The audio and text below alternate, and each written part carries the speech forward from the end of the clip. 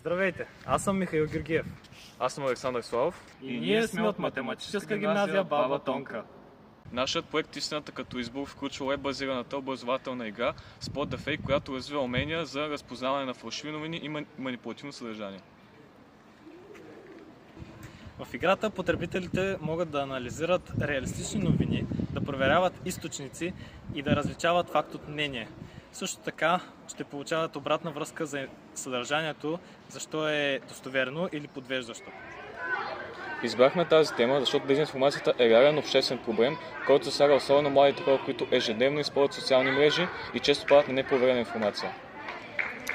Мотивирани желанието медийната грамотност да не остане само теория, а да стане практическо умение за хората да правят по-информиран избор.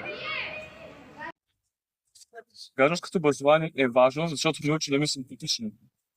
Да бъдем активни граждани, да изграждаме мнението си на базата на факти, а не на манипулации. Благодарим!